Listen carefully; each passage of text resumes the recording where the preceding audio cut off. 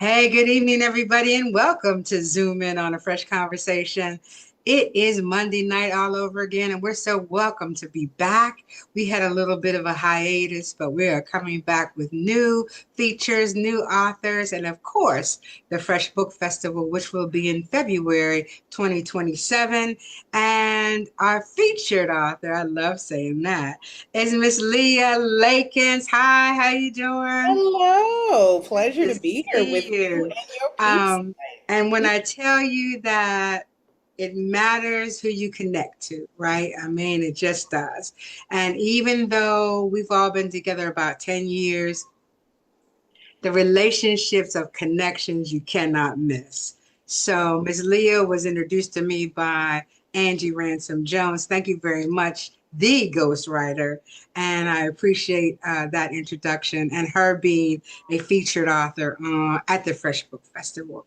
Now, Miss Leah, tell us a Yes. little bit about yourself. You got some furry people at home. What's going on? Well, thank you for the invitation to be here. Thank you for the invitation for the Fresh Fest next February. I'm so looking forward to it. Little bit about me. I am a wordy, nerdy, quirky girl from Baltimore who has grown into a wordy, nerdy, quirky woman who has lived in Brooklyn for the last 12 years. I am single and available, so just putting that out there. Yeah, okay. Um, Put it out. I love that. I'm the auntie of 12. I'm the youngest of nine siblings. I have five sisters and three brothers. As I shared, I grew up in Baltimore and I've been a joyful resident of Brooklyn, New York, for 12 years now. So, no furry people so far, but I do want a dog. So I'm on the lookout for a dog. Anybody got any? Really? Oh, Yeah, you move too much for a dog. I don't know. I know. But I need just a little chihuahua, something just Yeah. to, but yes, no I little start with a bird. They can take care of themselves for at least a week. stuff. They can take care of themselves for at least a week. So, are you there? Is everybody there? Mm, did I lose you? Hello? Editor, writer, all the good things behind books going on 2 decades at this point. Yes, ma'am. And so you are a avid Broadway Yeah, person. Yeah. I And am. so you tend to try to get to wherever is it off Broadway or on Broadway? A little bit of both. I literally saw a show last night. I was thinking, I've seen four shows in the last month. It really is my Yeah, joy. it really is your joy. I think that, Yes, yes. listen, when we say that, don't want to go to New York because there's too many people, but there's so much to do, So right? much to do. There's That's some going to be days. your downfall if you ever decide to leave. I know. Some You days I know? got to tell myself to stay in the house. Yeah, Literally, yeah. 4th of July weekend, I saw two plays and I went to a jazz performance, and that was just this weekend. So, yeah. And so Chauncey's on the line tonight, and he is Dante Productions. And Chauncey, she is a jazz fan. Yes, I And am. Chauncey has his own music production company. And so I Wonderful. I'm told him all listening. of, yeah, I told him all about how you really love jazz. So we'll try to have some jazz for you when you come here in Please, please, February, please, right? please. Yes. So before we get into your book, let's discuss how, first of all, did you just wake up and say, this is what I need to do with my life? Give us a little how the journey happened. Yes, ma'am. Like I said, I literally my very first job was at a library. In college, I majored in English. When I came out of college, it was such an interesting time. I graduated like very close, a year after 9/11. So like the field of journalism, so Yeah. many things were changing. So it's like, where do I use these writing gifts, skills, and talents? And the thing that suited me very well was books. I did an internship at a TV station. I was like, ooh, you turning around news in a day, that's too fast. I worked at a weekly newspaper. I'm like, ooh, that's still too fast. Worked at a magazine for a minute. I'm like, books, 8 to 9 months, that's my speed. So Yeah. I was very fortunate. Gosh, now 20 years ago, my boss at the time hired me as a junior book editor when I was 26 years old. When I think Wow. about that now, it's such a blessing that that was Mm-hmm. like one of my first jobs. Mm-hmm. So I worked at that company for 5 years. I was formerly called ASCD. I'm actually not sure what it's called Let's right now. call now. Mm-hmm. But it's an education association, and it actually had a small publishing house within the association. So on a yearly basis, we, as a publishing unit, we worked on like 35 to 40 books per year, and I was in charge of 4 to 5 books per year. And once I moved to New York and I started talking with other editors, I literally talked to somebody who said she alone used to manage 40 books per year. And I'm like, how did you do How do that? you do that? Yeah. I don't know. No, No. apparently. But it's like the 4 to 5 authors that I worked with every year. They knew me intimately. They could call me anytime. We could email anytime. And I'm glad that I got my training in a smaller pond first Right. before moving to New Right. York. So Yeah. that time at the publishing house was great. I think in the 5 years that I worked there, probably worked on about 25 books, about, again, 5 books per year. So great training. This company also paid for my graduate degree in publishing. So that's all the background of the book industry, understanding profit and loss statements, marketing a book, putting together book proposals. So that 2 year program was amazing and glad that my company paid for it. Praise God. So, Yes. Yes. yeah. Man, So that's a that was that's a truly good a $20,000 course or Ooh, at least, at at least, at least. least. So yeah, that was a blessing. So, and so overall, between that company and another couple of associations, I worked in the DC metro area for 10 years. Always wanted to move to New York. That was my dream. But like I said, I graduated like right after 9/11. So coming in New York in 2002 or three just would have been a little bit crazy. So into 2013, unbeknownst to me, Jesus was wrapping up my time in Yes, he DC. does. He I does. didn't know. And I serendipitously had this great conversation with this woman at the Congressional Black Caucus. We were talking about books for an hour. I'm just being friendly. At the end of the conversation, I said, let's exchange business cards. I gave her mine first. She gave me her second. It said editorial director, HarperCollins Books. I said, okay, Jesus, I see what's going on here. Oh So my I goodness. spilled my entire career out to her, and I'm like, my joy is to move to New York and, become an editor and writer there. And she said, when you move to New York, give me a call. So, literally, like I said, I didn't know my whole life in DC was wrapping up at that time. So, 4 months later, after meeting her, I did move to New York. She was one of my first calls. She invited me to breakfast the next week, and she gave me my first ghostwriting assignment with Mr. Harvey. Oh, So God is good all goodness. the time. Can we say all the time? All the time. So All the time. All the time. And so yes, before we get into your books, I just want to talk about your disciplines, right? yes, ma'am. Like Hmm. developing original book proposals. Yes, How ma'am. do you do that? How does that start? So with book proposals, gosh, how many am I working on right now? A couple. It's first meeting with the author to discover what the book idea is. So discovering what it is, helping them to develop a table of contents, and typically for a book proposal, we like to include 1 to 2 sample chapters of what the book is. So, one half of the book proposal is developing that table of contents and then creating 1 to 2 sample chapters.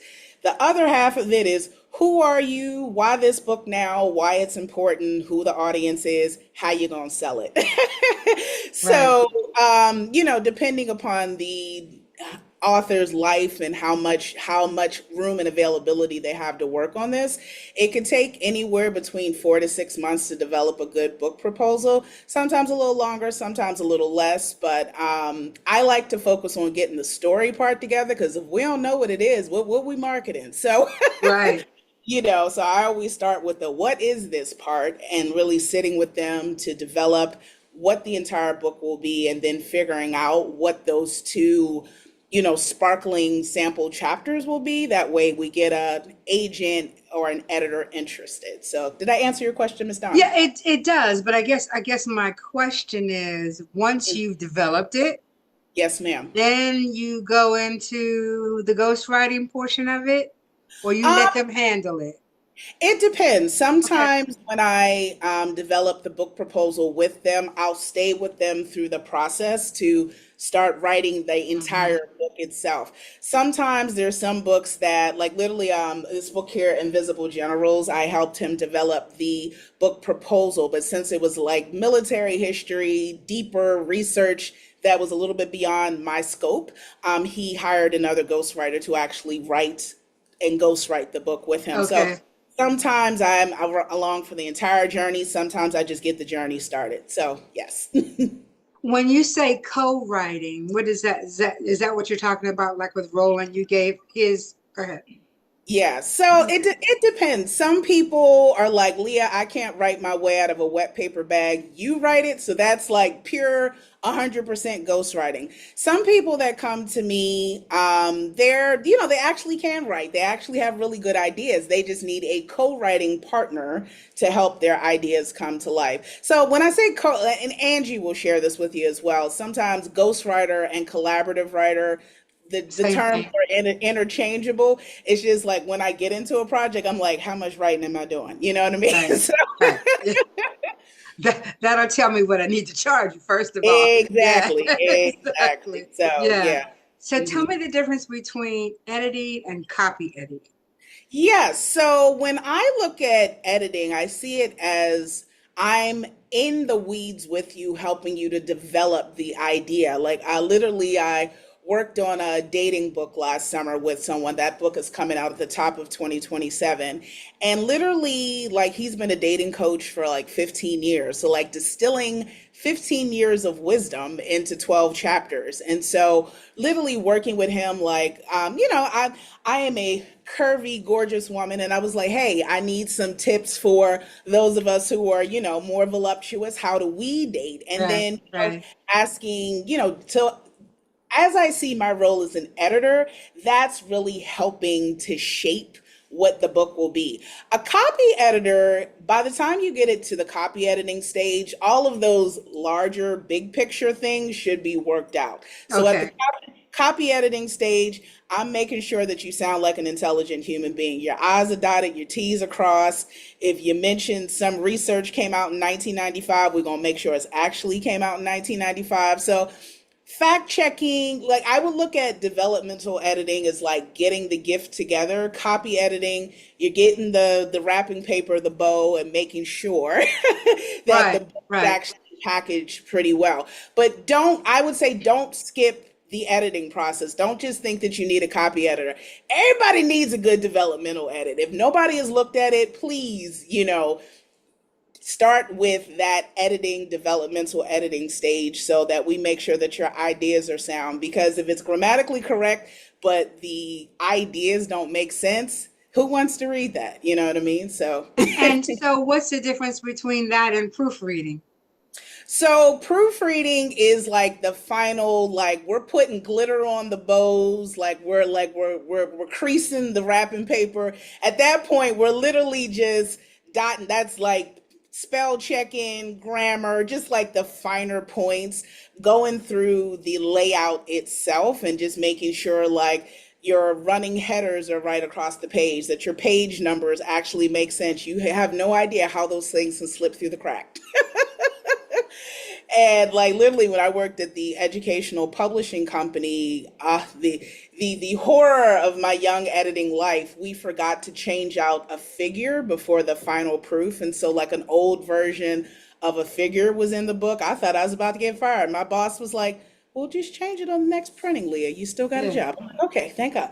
But it's just like having those final proofreading things to make sure if you've got figures that the right figures in there, the right pictures are in there, the page numbers are where they need to be. So the copy editing is getting the wrapping paper on. The proofreading is making sure the ribbons, the sparkles, it all really does look good before you give it to the person. So And do yes. you help with design and self-publishing, or give them ideas where they can self-publish? Go ahead. I have helped people with self-publishing, but that is no longer my ministry because Amazon is, whew, that's a lot. And they don't have great customer service. They So do not. They do not. no, so I exited that myself from that ministry and I do not design. That is not God's will for my patients. So no, No, it's a lot, right? It is. it It is. is. It is. So tell us about when you ghostwrite for someone. Do you literally spend months at a time with that person in their environment to complete the story, or is it more virtual? How do you work that out? I've gotten it down to a little bit of a science now. I'm literally working on ghostwriting project number 13 as we speak. So the beginning of this project, I actually went down to Atlanta to spend a day with his family. I'm writing a book about parenthood with actually this author, Devale Okay. Ellis. Mm-hmm. And so it was just a really great day of like he takes his boys out every Sunday to run football drills and different running drills and things. And I had never met his boys in person, so it was nice to see his boys as I was going to be, writing about his adventures in fatherhood. I actually had to see these young men, so Right. And you the know, oldest guy has to be, I don't know, almost 16 now or so? I think so. Yeah, yeah. Yeah, we Yeah. saw them grow up on TV. Yes, absolutely. Yeah, because I think Mhm. the youngest one is about to turn 4 or 5. Yeah, 4, I've yeah. known them for a Hmm. minute. So, Yeah. but no, it was like having that one concentrated day was good. And then since then, Deval and I do like periodic, what I call my content generation sessions, which are normally between like 60 to 90 minutes. So I'm like, okay, today we're focusing on chapters 1 through 3. Here are my questions for those chapters. Let's fire away. Um, Depending on a person's level of comfort, a lot of it has been Zoom based, post pandemic, since everybody's more comfortable using Zoom. Some people, like a book I worked on, I literally spent like 2 weekends with this author, and we literally just for 2 weekends Right? got Did all it. the information together. Like when I worked on one of these books with Mr. Harvey, I had to catch him in between his family feud schedules. So like it was like, okay, this is the weekend. Leah's got to come now because he's about to be somewhere else, filming, several episodes. So um, it really depends on the person's level of comfort. I don't try to be all up in nobody's life to, if they're, Right, right.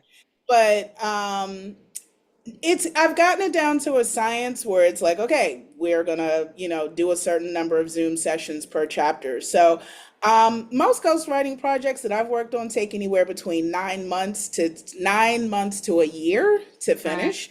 So it's not like every day, but it's like every quarter, like we're working on chapters 1 through 4. Now we're working on chapters 5 through 8, and just keep going through the process until we have a completed manuscript. So Do yeah, you work. do any recordings or longhand? Do you take any of that, or that's just not No, of the I mean, question? a longhand at the Yeah. beginning of my career, at the What beginning is of my that? career. I know what you talk, but that's like the No, beginning. but one of your good friends, our good friends, Keith Kareem, Yes, I know. still I know does. you He still still. does Yeah. longhand. So Yes. and puts it Yes. on the computer. I can't imagine, but yeah, Oh my God. yeah, No, right. fortunately, Zoom is my best friend. So I'll, Okay. all the recordings from Zoom, and then I use a transcription service to do the transcripts. And then from the transcripts, I will start like going through different parts of the conversation to create a first draft. After I create that first draft, I'll work with the author until Mm-hmm. we're both in agreement, and then we submit it to the editor. And then there's another couple of drafts with the editor. That's literally where I am with Deval right now. Him, and his editor are like looking through the first draft of his book that prayerfully will be out top of next year. But yeah, I'm literally in the stage of we've been working on it quite diligently through. So when you started We Over Me, is that my internet or is that yours? I don't know. It seems like you're freezing. When you started We Over Me, was that their first book? I don't know. Is that me? Hello?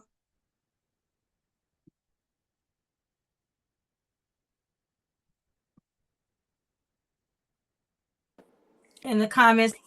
Are you still there? Okay. Yes, I'm Yes. here. All good. Yeah, I Okay, got. go ahead. Yeah. Thank you, Tony. Where were we? Okay, so you were saying we're talking about Oh, Devale. Yeah, is yes, this his about first that book? part. Yeah, yeah. So we're working on his second book as we speak. So literally, we're in the process right now of But was We Over Me their first book together? yes, We Over Me was the Okay. first book, and then I'm working on his second book as we speak. So yes. When you were doing We Over Me, did it give you a fresh idea what it's like to be married? Oh, for sure. I mean, legitimately, I think it's so funny. They had their fourth baby while we were working on that Right, book. So, right, just discovering, what it meant for them to expand their family at that time and just the different dynamics of, them balancing their career. I think things were just starting up with the current show that right, right. Val has on BET, and now Khadeen is acting. So it's just woo, I learned a lot. I think it probably informed why I'm still single. But Right. but they're very honest, they're very forthright. I love that the two of them were like no holds barred, and it really was helpful, just to learn about their journey and just to know that Yeah. I'm glad that more people are more honest and transparent about marriage. I don't think that we got that honesty before. Everybody's like, just get married, just get married. It's Right, just like, right, right. before you do, let's consider some things. So, yes, ma'am. And they were not childhood sweethearts, but they grew up together. I Yeah, yeah, mean, yeah, boroughs and family yes, knew each other, so right, that's a lot. It's a lot of time, yes, right? To still yeah, be that dedicated. So good luck to them. I mean, they're just still yeah, young yeah. people, but I'm sure you learned a lot about Oh, I what did. we over me means, right? Yes, absolutely. You really Yeah, got it's to a great title. choose. Yes, you really got to choose that we before me if you decide to be married. So, Yeah. absolutely.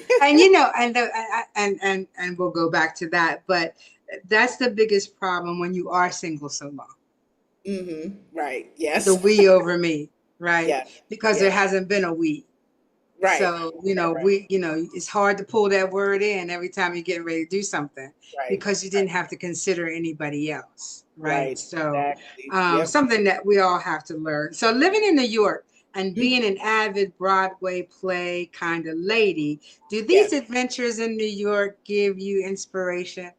Oh, for sure. Like I I'm said, I've sure. literally seen three plays in the last 2 weeks. The most joyous, there's a revival of the classic play Cats. Oh my goodness, I've It seen is. it 3 times, but No, this is not your mama's Cats. This is a okay. brand new You mean Cats not my. with, boy, right? But it's Yeah. with black and brown folk, all the good joy. Oh, I literally saw it twice in the last 2 weeks. It was that good. And for me, it's like a love letter to New York. It's a love mhm, letter to the ballroom scene. A big thing for me after I see theater, I will go down a rabbit hole of whatever the play is. So I saw right. clips from the original Cats, and now I've been looking at clips of this revival of Cats. I was literally playing the soundtrack before I got on the phone with you. I am all up into Cats right now, and that has nothing to do with what I'm writing and what I'm working on. But I'm just so inspired by the creativity and the dancing, and like this version of Cats, the costumes, the ballroom, the ball dancing, just the homage to some of the people in that scene, and that it is just pure joy on steroids. So, I just remember leaving the the the play and was talking to a friend about, what we all saw, and we all saw something very different absolutely, yes. because there's cats everywhere, right? Right.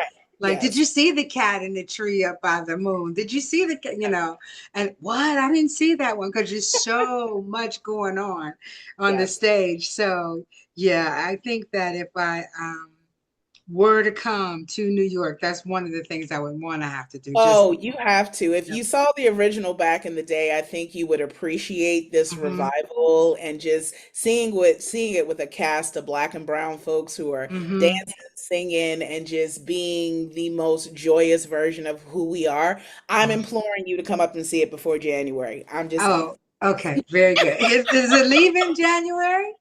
It just got extended until January. I Oh, have a okay, okay. good feeling that it may be extended because Yeah, it's been yeah. so well So, reviewed and hmm, everything. is it So on Broadway or off Broadway? yes, it's on Broadway. It's Okay, at, okay, at the Broadhurst Theater. So okay. yes. Hmm. Ma'am. So tell me, when it comes to book business, give Mhm. us three things you saw Mhm. that you were too blind to see. Absolutely. Um, I think that you have to be your own best advocate when it comes Yeah. to standing up for your work. Nobody is going to stand up for your work the way that you do. So you have to be your own best advocate about your work. Um, Right. there was, I mean, if you're in the business long enough, everything that you work on isn't going to succeed. So, something I learned is you got to make room for creative heartbreak. I mean, I think we think about heartbreak in terms of romance or like the loss of a family member or a dear friend, but the loss of a creative project that deserves time Yeah. for you to mourn Yeah. the heartbreak of something that doesn't cross the finish line or Right. where you're not the right fit. And so, I had one of those 2 years ago that I was like, God, I don't want to do any of this anymore. I just want to color Fruit Loops all day. And Jesus was like, no, we're not going to color Fruit Loops. You're going to get through this creative heartbreak, allow yourself to mourn, and just know that you get to learn the lessons from this so that you can be better next time, that you can speak up for yourself more. Um, and I will say, I mean, being a ghostwriter, a lot of ghostwriters have agents and different people that will help them to get different jobs and things. I have primarily been unagented since I've been working as a ghostwriter. Wow. Because nobody's going to stand up for Leah the way that Leah's going to stand up for Leah. So, be the best advocate of your story and also be the best advocate of yourself. So, that those have been some hard won lessons, but it's like nobody's going to love Leah and stand up for Leah the way that Leah does. So, yes, those are the So three. five things, other things you've learned about your journey. I mean, like, I think the hardest part is creating your contract and sticking to it. Yes. Right. Okay. Go ahead. Go ahead from there. I would say five other things that I really learned about my journey is to stay curious. Like, you have to be, I think somebody dropped a question in the chat about what do you think about AI in the Well, I industry. lost the chat when whatever happened Oh, no worries. happened. I saw it beforehand, Yeah. but I think we got to stay curious about, these new technologies. I mean, I've been in the industry long enough that my first job, I was editing by hand, so, the industry has come quite a bit. So, I'm still wrestling with the best ways to use AI, but I think for those of us who've been in the industry for a while, if we're using it as a tool for transcripts or for research or for things like that, I think that's perfectly fine.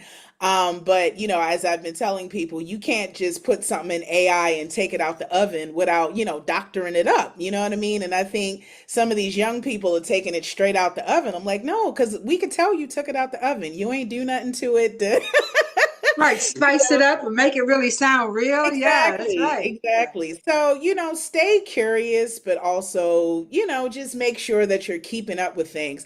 I mean, like literally I met somebody on Friday who was just saying, "Oh, here's my TikTok." I'm like, I can't do TikTok. It just moves too fast for me. So also staying curious, but also knowing the things that, work for you. I stayed, primarily on Instagram and Threads. That's where I hang out. TikTok is not my thing. I probably should be on there, but I just don't No, want to. me either. Yeah.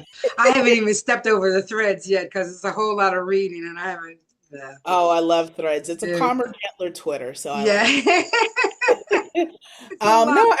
I did take your questions very seriously, Miss Donna. Hold on, about the five things. Just a second. I'm scrolling That's a, down to make sure listen, I have. I understand. Yeah. I would say stay in the moment. I feel like so many times we're rushing to get to the next thing, or we don't take enough time to celebrate. So definitely staying in that moment and just, I've been working with a fantastic life coach over almost a year now. I love him. And like sometimes I'm like, oh my God, I got to do this, I got to do that. And he's like, Leah, what's the next thing to do? Stay in this moment and just focus on the next step right there. Don't think about tomorrow, don't Right, think about three right, weeks from now. What do you have to do right now? right now. Okay, okay. I would also say just learning how to be grateful. It is not a guarantee that, like I said, I'm working on this second book with Devale Ellis. I'm grateful that, he invited me back for a second book. I am grateful for that. I was honored to work on 3 books with Mr. Harvey. I am grateful for that. So I think, those of us who are people of faith, we know that the more that we're grateful, the more that blessings and new opportunities come into our life. So I don't take Anything. Right, anything for granted because things can go away tomorrow. Like things can change, editors change, agents change, So just really being grateful for the opportunities that come your way. Literally, an author I worked with last year, she was like, "Oh, I was referred to you by somebody I worked with during the pandemic," and she right. was like, she told me that Leah is the person that New York editors refer people to. And I'm like, that's what's going around New York City. Praise God. What? Yay. Because my name could be going around New York City for all sorts of reasons. So I'm glad it was for that. Right, So, you know, exactly. so being grateful, staying in the moment. And what else did I say? I took the time to think about your questions. Very Thank thoughtful. you. Just be kind. Ugh, it takes Yeah. nothing to be kind. I mean, it may seem like a small thing, but that's really it's something we're losing these days. Like literally, what, last week or the week before, I was coming up this subway steps, and some very not nice young man had something to say about my body, and I let him know how I felt about what he said. Right, right. Because, he had the right to open, he wanted to open up his mouth. I could open up mine too. But like, literally, it takes nothing to be kind. He didn't have to say nothing. He could have kept on his merry way. He ain't had to say nothing. So, Right. And like I tell people all the time, you don't have to tell me how I look because guess what? I see myself every day, every day. And I'm every like, day, and I'm okay with that. I'm okay with it. And legitimately, that young man did not know that I already walked 14,000 steps that day Right. before he saw me. So he didn't, but it's just, it takes nothing to be kind. If you ain't got Mhm, nothing kind to say, don't mhm. say nothing at all. And just, just taking a moment to see the humanity in somebody else's face. Like, before I start any call, I'm like, happy Monday, happy Tuesday. How was your weekend? How is your family? How are you? Because before we start the business of whatever we're doing, you're a human first. You're somebody's mama, somebody's son, somebody's First daughter. and foremost. Yeah, like I'm somebody's sister, I'm somebody's auntie. Like acknowledge that first, you know what I mean? So it takes nothing to be kind. Just be kind. Yeah. Yes, ma'am. So what I did not see was a book by Miss Leah. That is in the work. Thank you again for inviting me to be a part of the Fresh Fest so I can work on so I will be debuting my own book. So Oh, nice. yeah. Yay. And So can you give us a little snippet about it? absolutely. So the current title of the book, I think it's probably going to stay the same. It's called Dead Mommy's Club. So I lost my mother as a toddler, Oh, and sorry. and all good. My I was thinking sisters, something else. no, no, no. But I'm saying my sisters have done an amazing job of raising me to this point. So this Mhm. collection of essays in this book will be celebrating what it has been to grow up without my mother, but all the adventures that I've had along the way, all the things that I have learned. And so it's just time to share my story because I've lived with grief my entire life. I don't know my life without it, but it's also Mm. given me rich gifts. Like when I say stay in the moment, I don't know nobody who lives in the moment more than me because I know that life is a gift and it can be taken away at any moment. So, although the book title sounds a little morbid, it really is a celebration of living life with both grief and joy. So, yes, ma'am. Well, I was thinking that mommies came back from, Right? and No. were Well, I mean, a giving lot of havoc to their children. for all the things they may have No. done. Uh-oh. But no, I mean, unfortunately, a lot of us, are already in this club or will be part of this club, at some point. So, how do we honor the legacy of, mothers, grandmothers, other women figures, and how do we navigate, like literally one of my best friends lost her mom about a decade ago. And so, Right. she's now raising her children without the comfort of having her mother's wisdom. So, how do you do that? How do you do that? So, just And it sharing some. doesn't really matter when you lose her. Yes, yes, ma'am. It really doesn't matter because the grief is just as Yeah, present. potent and Yeah. present, right? hmm And I think for you, I just can't imagine that. So, Yeah. I'm glad that you had brothers and sisters who came in and Oh, stepped yeah. right in to make your life Oh, the way what it is today, they right? did Yeah. they did a fantastic Hmm. job. Sometimes Hmm. I gotta tell them that they don't have to be parents anymore, as Okay, I'm it's now done. Ooh, child, because I'm now in my late 40s, and sometimes they still want to parent me, and I'm like, no, Right, no, right, I am right. You're 47. ready. Yeah, but it's all good. But no, I think I just want to share what my journey has been, because sometimes, like, literally just sharing this with you, like when I Hmm. tell people about my journey, like, oh my God, I'm like, yes, and there's been really rich gifts out of this, if you can imagine, Right, right. I am a Yes. person, I live in the moment. I take nothing for granted. Like, I've been blessed to travel to almost 20 countries. I'm living in the city of my dreams. Like, I live life. Like, I have very few regrets. Not that I'm like reckless and just doing all sorts of Right, crazy right. things, Hmm. but no, I live my life because I know how precious it can be and I know how quickly it can be taken away. So, for sure. So, is there anything else you would like to share with us? We also need a pearl of wisdom before you go. Yes. Um, no, I'm gonna save my pearl of wisdom as my last thing. Yes, but no, I can I share my pearl of wisdom? I've been thinking about it today. I Oh, have. yeah. I mean, you can tell us how to stay connected to you, and then give Yes. us our pearl of wisdom. Absolutely. Like I said, I hang out a lot on Instagram and Threads, and those are connected together. So my handle there is Leah Writes 9. I'll drop it in the chat as well. On Okay. Facebook, it's just my name, Leah Lakins. And I am also hosting a new workshop for beginning writers on July 25th. So if anybody wants to come hang out with me for 90 minutes on July 25th, that's also a wonderful way to stay Is it connected to on me. the internet or? Yes, it's in Okay. all of my social media profiles, and I will drop those in the chat as Oh, well. So, yeah, that'd be great. Yeah, we'd like to have yes, those. Hmm. yes. And so now I'll take your pearl of wisdom. As I have learned about being a good writers are also good readers. I think that Hmm. in order to write well, you've got to read widely and you've got to read often. I've been in a Toni Morrison book club for the last year. So, Oh, as being a part of this club, I've read Song of Solomon and Beloved in its entirety for its first time. Whew, Toni Morrison is a treasure, and you gotta take out your finger and read everything in them books. And so, I gosh, how many books have I read of hers in the last year? Six now, so I'm halfway through her she was catalog. she was magnificent. I Mag, remember somebody asking her, "Why do you only write about melanated people?" and she was like, "Why I forget not?" what her answer was, but I don't think the person liked it. So Yeah, but she was very prolific. yes, but I think learning how to read outside of your comfort zone, read things that challenge you, Hmm. it just helps you to write better. It gives you a fresh bucket of ideas that you may not have otherwise. So, um, I can tell when if my writing ideas are getting stale, I need to start reading again. So And that's put that aside.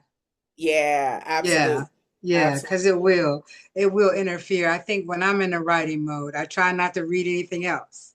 Okay, no, I for don't, me, I I don't want to pull it in. right, I hear you, but I think as I've learned for me that I've got to stay kind of fresh with other ideas that help to inspire me. So, reading is definitely one of those things that helps me to do what I do better. So, yes, ma'am. So right now we're going to ask you for your pearl of wisdom. Oh, that was it. Be a better reader. Oh, that's it? Okay. Yeah. Prolific. Be a prolific reader. Okay, we'll take Yes. that. Yes, ma'am. Thank you so much, and thank you for being here this evening. Oh, I'm my sorry for pleasure. whatever glitches happened, but those things, in Florida, it could happen at any moment. It is You a-okay. know, I'm and dropping things in the chat as we speak. please. Yep. All right. So I dropped my social media handles and for my July workshop if anybody wants to join me. And what So day was that? July 25th. So that's the last Saturday of, well, is that the last Saturday? Yes, Yes. the last Saturday in July. What time? 11:30 a.m. 30 a.m. Okay. All right. Thank I'm you. happy to take any questions if you want, Oh Miss Donna, yeah. or if you want to Anybody have shut this. questions? Either way, I'm Chauncey, good. Janice, anyone? Mama Tony? Mama Tony is a retired librarian. She, Oh, I wanted to be a yeah. librarian. No one? Okay. I don't Okay. have a question, but I really enjoyed this interview. It was so wonderful. And thank you for sharing your story. And I love reading. And I think reading also helps my writing a whole lot. So I Yes. really, really enjoyed it. I'm going to try to jump on your workshop Oh, in wonderful. Pleasure. July. Well, thank you for Thank your you. feedback, Miss Janice. This was Of wonderful. course. Thank you. Do you know Miss Janice? Do you I know her do history? not. I Miss don't. Janice was the first melanated diarist to a president, Mr. William Jefferson Clinton. Get And out. yeah, Okay. yeah, yeah. That is so cool. And I love she, what we she can she do does a with our ton of other things too, but okay. I wouldn't say that that's her claim to fame, but I don't think anybody else can say that. So No, they maybe, cannot. right? They cannot. That is so cool. See, this is Isn't what it that means. cool? I just think that that's the Thank you, best Donna. thing. Thank you. I think that's the best thing. So Absolutely. we will end it. If no one else has a question, Mama Tony, you didn't have anything? You look like you had something on your mind. You good? Stan, anything? Okay, so we look forward to reading your book Yes. at the Fresh Book Festival and then doing your interviews. And thank you Yes. all for being here this evening. And as always, when the lights go out and the cell phone towers go down, all you have left is a flashlight and a good book. Thank you very Yes. much for being here. Good night, everybody. Good night. Good night. Good night. Good night.